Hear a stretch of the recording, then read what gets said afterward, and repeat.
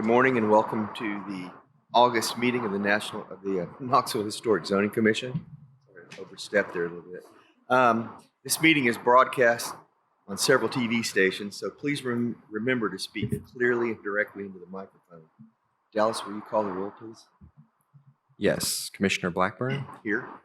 Commissioner Eason. Commissioner Bradley. Commissioner Fox. Here. Commissioner Hearns. Commissioner Mitchell. Here. Commissioner Randazzo. Here. Here. Commissioner Tillman. Here. Commissioner Webster. Here. All right, that's 7 present. Thank you, Dallas. If you wish to speak on an item, please stand now and answer with "I do" to the following affirmation. I solemnly affirm that the testimony I'm about to give shall be the truth, the whole truth, and nothing but the truth. I do. Thank you. I do. Pardon? I do. Okay. All right. Thank you. We ask that all speakers please limit their presentation to 5 minutes. We also ask that speakers please give their name and address before speaking. Please sign in at the desk by legibly printing your name and address. Appeals of any Historic Zoning Commission decisions may be made to Chancery Court within 60 days of the date of this meeting. At this time, we'll have approval of the minutes. Motion to approve. Thank you. Have a motion properly seconded. All those in favor? Aye. Any opposed? All right. Lindsay will go into staff reports. Okay. Jumping through the county real quick. Okay. So the level 1 COA is issued since the last meeting at 1025 Luttrell Street. This was a porch project. The applicant will be repairing and replacing in-kind sections, the left section of the front porch, including foundation work, which will be replaced in kind, and then temporary removal of the wood handrails, balustrade, and porch supports, and then reinstallation in the same location. There may be some repair associated with that. At 801 North 4th Avenue, this is the new construction townhouses. This is a minor revision. The brick pattern on the rear elevation fronting the interstate has been revised to a running bond pattern instead of a projecting design. The brick, the color, and texture will all match the facade and the side elevations. At 714 Haynes Place, there was a roof replacement, removal of asphalt shingle roof cladding, and replacement with new. At Blunt Mansion at 200 West Hill Avenue, this was a revision to the previously approved secondary structure, which was reviewed and approved by the Historic Zoning Commission in January 2023. Everything associated with the secondary structure remains the same, but the greenhouse location has been moved from the northeast corner of the property to just south of the Craighead Jackson house, and that's due to topography reasons. At 119 West Glenwood Avenue, the applicant will repair and replace in-kind patches of rotten wood siding with new wood siding, repair and replace in-kind wood trim elements, and then replace sections of their asphalt shingle roof cladding. And then at 1111 Harvey Street, the applicant has submitted a new accessory structure that will not be visible from the public right-of-way, and they revised the site plan from what's in the level 1 report. It's a 10 square foot, very small secondary structure, which meets the design guidelines in material, roof, and door. Okay, thank you. Our first case is in 4th and Gill, 12012 Luttrell Street. The case is 7C23-HZ. Lindsay, would you like to give us an overview, please? Yes. So this is 1202 Luttrell Street, and this was postponed from the July 2023 meeting. So as we discussed previously, this is the replacement of 13 windows on the house's second story. The windows to be replaced include 8 6/1 double-hung wood windows and 5 multi-light wood casement windows. The proposed window replacements include 8 6/1 double-hung wood. These have the revised specs indicate full divided lights. The casements are 8 light simulated divided light with internal spacers.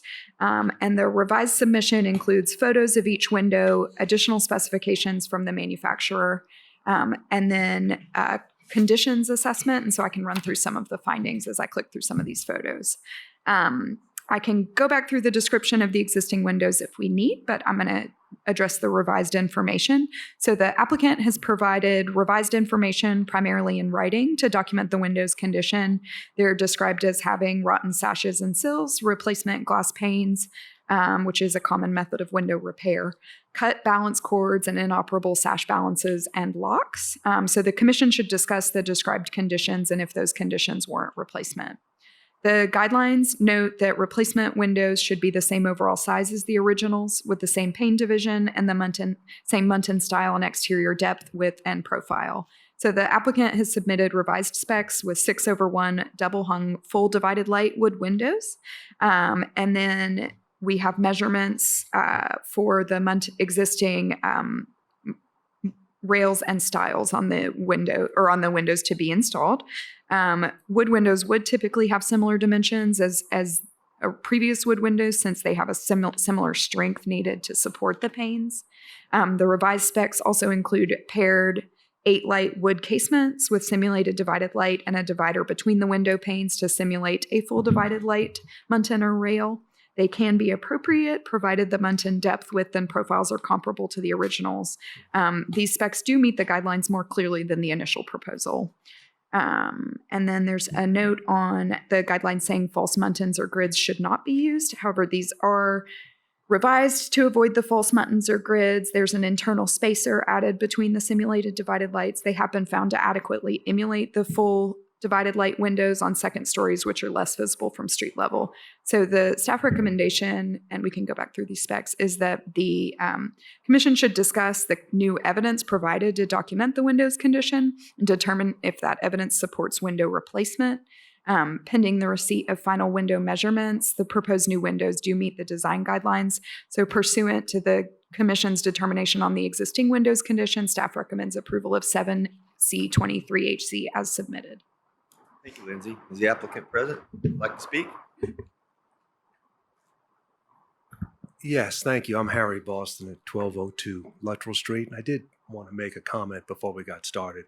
First, I really appreciate all the time and consideration. I know we've given you a lot of information to look at, but I wanted to share with you that Kim and I really love our new home. You know, we love the neighborhood. We are 100% committed to maintaining the historic features, the look of the house, and being a positive part of the community. Just for context, if I may, the downstairs of the home has big, beautiful ground level, big, beautiful windows. They're about 4 foot by 5 foot old glass. They're just gorgeous. Now they need some TLC, but they're going to get TLC. So we'll fix the glazing, we'll fix the lines, and we'll make sure they're protected and maintained. There's also some leaded glass windows. You could never replace those windows, and we understand that, and we're going to protect and preserve those windows downstairs. Upstairs, the windows are more of a mix. They're different patterns. They're a mix of old and new glass, and most of them are in pretty bad shape. Matter of fact, last week or so when we got that big rain, found out that the rain comes right through. So that was an adventure. I asked Ryan Nafziger to give us a second opinion. Some of you may know Ryan from Architectural Customs. He rebuilds windows in the neighborhood, and he said, these windows in the front, the wood's just not good. I can't rebuild the window because the wood's rotten, so we have to replace the wood, and you're essentially rebuilding. You've got a new window. So it's on that basis that we respectfully request that we be allowed to replace the second-story windows with historically correct, consistent, functional windows that'll preserve the look of the home and protect it from damage from water leakage. Thank you so much for your consideration. Thank you, Mr. Boston. Is the neighborhood representative available? I have a comment from Aaron Streeter, the 4th and Guild neighborhood representative.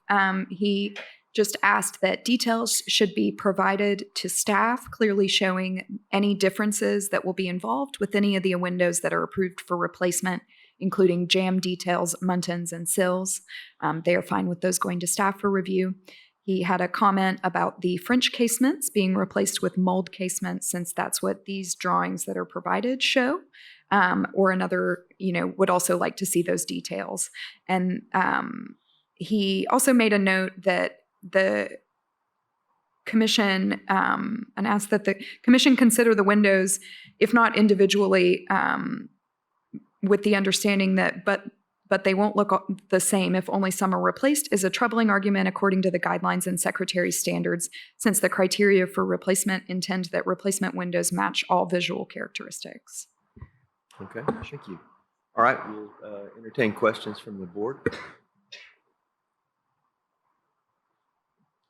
Lindsay, I had a question for you. In the staff recommendation, it says pending receipt of final window measurements of the existing windows. Have those already been submitted to you? So these are, this is the most measurements we've been provided in this spec here. And I think what the neighborhood had noted would be something from the catalog that also includes all of the additional jam details, muntins, and sills.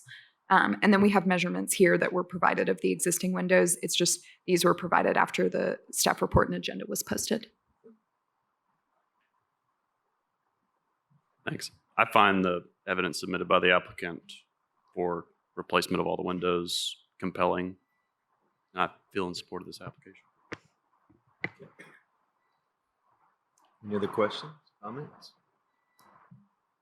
I would like, just for a general, is my mic, can you hear me now? Yes, ma'am. Okay, thank you. Just for future knowledge, so low E is approved in the guidelines, but these are listed as low E4. This might not be a question for you, but can you tell me, like, what are the differences between, is there E1, E2, E3, E4? Does this have any effect on the coloring or look of it? No, Come up, Roger. Make sure you give me your name. Tell me who you are. Roger Sayers from the Home Depot. Primarily, the different types of low E that are out there are manufactured by different manufacturers. They put a different trade name on them and off they go. When there's different glasses that are available. If we were far up in the north, we'd have different coatings on the glass so that we could maintain heat inside of the home, and people pay a lot of money for that. If we were far in the deep south, we'd have different glass to keep the sun from penetrating through, keep the radiant energy out of the house. It shows a little different that way. Tennessee sits at the bottom of the north and the top of the south. A standard low E glass package for many of the manufacturers will meet all of the Energy Star requirements that are out there today. Coloring is all going to be very close, very close. And our eyes are going to see things a little different anyway. It's just the way that it's done. It's the industry standard today. You're welcome. Any other comments or questions? If not, I'll make a motion to approve based on staff recommendations. Seconded. Thank you. All those in favor, aye? Aye. Any opposed? No. Thank you, Mr. Boston. Again, thanks so much. We really appreciate it. And we're really happy to be in the neighborhood. I fear we'll be back because there's other things we need to do. We got the drill now, so we'll be ready the first time. Thank you. Just come by here first. That's Yes, all we ask. yes, sir. Thank you so much.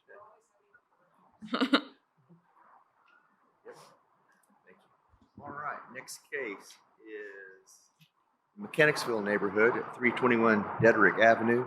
It's it's case 7B-23-HZ. Okay. So this is a new secondary structure. It's a detached garage with an accessory dwelling unit above. It measures 24 feet wide by 28 feet deep. It's located approximately 28 feet from the rear of the primary structure and 3 feet from the side property line. Will be accessible via the existing driveway. On the left side of the primary house, it features a front gable roof with a 12/12 pitch clad in architectural shingles, 2 shed roof dormers extending to each side. The garage will be clad in a 4-inch lap fiber cement siding with a fiber cement shake siding on the dormers. And the facade, the southeast elevation, will have 2 8-feet wide carriage style doors with transom windows. So the garage and accessory dwelling unit will be placed behind the primary building at the rear of the lot. So the tax parcel extends to Kanzler Avenue, as you can see there, but the lot of record is approximately 140 feet long. So placement of the new garage won't hinder any future development on Kanzler Avenue. Placement meets the guidelines. The secondary structure is smaller in height and massing than the primary, and the craftsman style is aligned with the primary residence.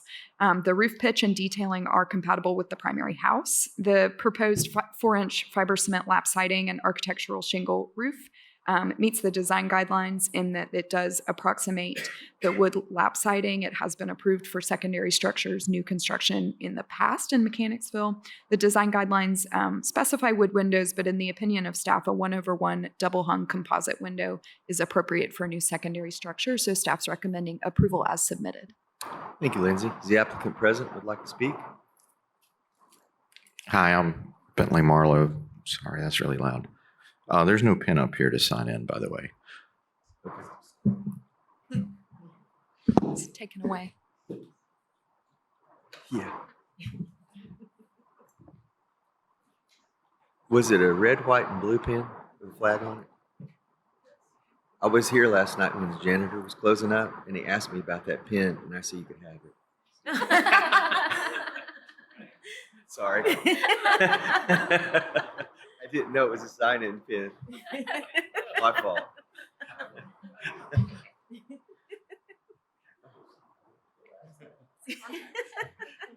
Okay, so I'm Bentley Marlowe, and I live at 322 Douglas Avenue. This is in my neighborhood. I'm the contractor on the job. Okay, thank you. Anything you want to add? Or I think Lindsay summarized it pretty well.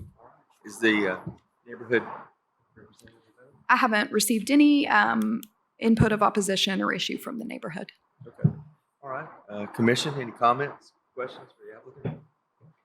I have a question for staff. It seems like the dormers have more roof surface than the front gable pitch. And I'm curious about the 18-foot mid-height. Technically, how is that measured? Is it when you have dormers that have such mass? Yeah. So I'll also defer to Mr. Aaron's here, but the height measurement goes to the midpoint of the gable. And can you clarify what that means when the dormers are present? Do you understand the question? This is a height measurement question.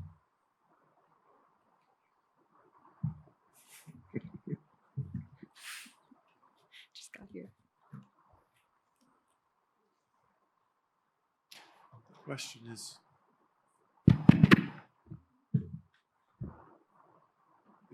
is, where we measure the height. Yes, when the dormers have much more mass than the front gable, you have more roof area from the dormers themselves. I would have thought that you would have measured from the midpoint of the dormer roof rather than from the midpoint of the gable. We do not measure from the midpoint of the gable. We measure from the primary roof as opposed to the gable.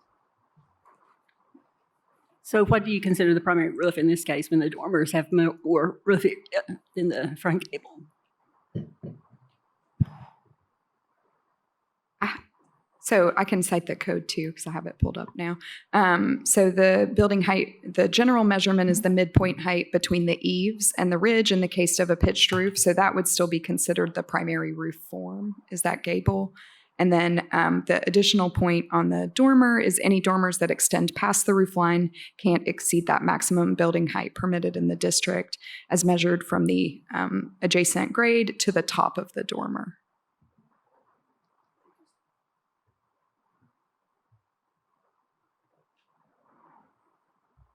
Does that answer your question, Elizabeth? Okay. I move that we, are you asking for a motion? Yeah. Okay. Sure. I move that we approve based on staff recommendation. Thank you, Daytona. I'll second. Haley, it's been motion and properly seconded. All those in favor? Aye. Aye. Any opposed? Thank you, Ms. Marlowe. Good Thank luck. you. All right. The last case is in Old North Knoxville at 410 East Oklahoma Avenue. It's case number 8F23-HZ. So this is at 410 East Oklahoma Avenue, and the project in question is the replacement of one non-historic single light casement window on a rear roofline dormer. The applicant had proposed a 1/1 double hung vinyl window. So as you can see on the screen here, the window to be replaced, the non-historic casement window, it cannot be seen from the street. It's this small sized dormer here. And it's recessed behind a gable or a hipped roof massing that projects towards the rear. Guidelines recommend that replacement windows be the same overall size with the same pane division and Muntin depth, width, and profile, the same material as the originals, which were generally wood. So they will be proposing a double hung window, which is better aligned with the originals than a single light casement. A vinyl window does not meet the design guidelines. As a non-historic window that's not visible from the right-of-way, an alternative material may be appropriate, provided that the meeting rails and stiles are compatible with a wood window. Obviously, a wood would also meet this design guideline. So staff is recommending approval of the rear elevation window replacement, subject to the condition that the applicant submit a revised window material spec to staff for approval. Thank you, Lindsay. Is the applicant here? Would you like to speak? Yes, I'm on Zoom. Thank you. Susie Smith at 410 East Oklahoma. Lindsay and her staff have been extremely helpful in providing the suggested alternative material or wood, and we're in agreement with that. And I hope to submit new specs to her in a short amount of time. Good. Thank you, Ms. Smith. Is the neighborhood here? Okay. Yeah, it's Garrett Bentley from 317 East Oklahoma. I'm filling in for Sean Boland today. Yeah, we agree with the staff recommendations, especially given the lack of wood, the high quality wood right now, the high temperatures. So we're aligned with the alternate materials. Okay. Thank you. All right. Commission, questions or comments for the applicant or the neighborhood?